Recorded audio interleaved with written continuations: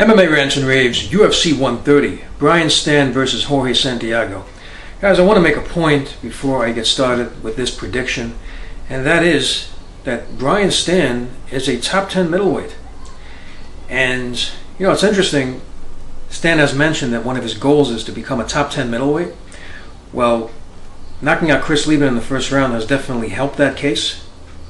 And in addition to that, I mean, in my rankings, I had a few guys there that are no longer middleweights. You have Jake Shields, you have Dan Henderson, who's now fighting at light heavyweight. Shields now fighting at welterweight, and then you have Chael Sonnen. I mean, who knows when he's going to be back. So if you look at active middleweights, I not only see Brian Stann as a top 10 middleweight, I see him easily as a top 10 middleweight. I mean, if you have different rankings, please leave them below the video in comments, because I'd like to see them. It would be kind of interesting to have a discussion on this, because, you know, it was one of his goals, and I see him being a top 10 middleweight right now. So let's talk about Jorge Santiago. You know, here's a guy, he has fought last in August 2010. He seems like a well-rounded fighter. He's a Brazilian Jiu-Jitsu black belt, has submission wins in his career. He has knockouts in his career. He seems like a versatile fighter. 30 years old, he has, you know, over 30 fights. So that's, you know, pretty impressive. He also has the experience advantage as far as experience is concerned over Stann. And he's a Brazilian Jiu-Jitsu black belt, like I said. So he's got experience. I would say he's more well-rounded than Stann as far as at this point in his career. But if you look at his victories, the only two guys that really stand out are Prangley and Jeremy Horn. But if you look at when he stepped up overall to top-level competition, higher-level competition, you know, he came up short. I mean, he got knocked out by Chris Lieben, the same guy that Brian Stann knocked out, by the way. And also against Alan Belcher, and also came up short against Diego Sanchez. So it seems when he fights the higher competition, he's come up short overall. And as far as Brian Stann, you know, you're looking at, you know, victory last over Lieben. He looked really good in the fight before that with a submission win. So he's showing that he's improving, becoming more well-rounded. I mean, here's a guy only been submitted once and knocked out once, which was earlier in his career. Since he's moved to middleweight, he's looked really impressive.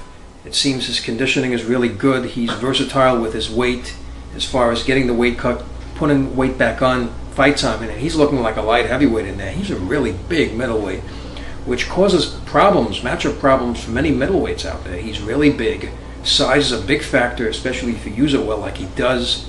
He attacks. He's got heavy hands, a lot of knockout in his career. And, you know, he's a guy who's tough to knock out. You just look at his jawbones. I mean, the guy, he looks like something like Bruce Wayne or something. He's just so tough looking, you know, big jawbones, a large head, and just looks like a guy who's really tough to knock out. And he's taking shots. I mean, he can take some punishment. And, you know, he looks like a guy who has good takedown defense too, based on what I've seen in his fights. He's a guy who obviously likes to stand up. He can go to the ground. He's proven that in the fight prior to the fight against Lieben. So he's becoming more well-rounded. He's getting better constantly. And I just see this as a matchup problem stylistically for Santiago, because, you know, it just seems he's going to have difficulty to take this guy to the ground. I mean, maybe he can trip him up. He's very, very good in Brazilian Jiu-Jitsu, but Brazilian Jiu-Jitsu is basically ground fighting. I mean, not much of it is with stand-up. Maybe a stand-up guillotine, it's very difficult to apply submission standing up. He has to get this guy to the ground. And, of course, we know that wrestling is really the means to get a fighter to the ground. He's not a high-level wrestler. Of course, he faced Phil Davis, a light heavyweight, and even Davis couldn't finish him. That's how tough Stann is. He out-wrestled him, of course, which is why he won.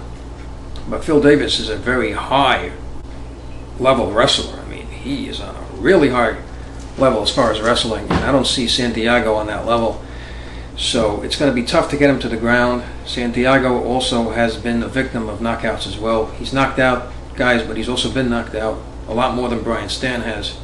So, you know, I just see stylistically that as far as Stann bringing the size in there, the really heavy hands, guy was a really good chin, very intelligent fighter, extremely tough. There's not many guys out there that I can think of that are tougher than Brian Stann. So, you know, basically I see this fight as a very tough fight for Santiago. It's a very important fight for him.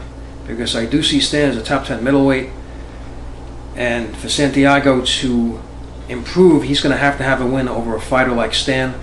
So I'm going to make a prediction in this fight. I'm going to go with Brian Stann in this fight. I'd like to know what you think about the fight and the UFC 130 card.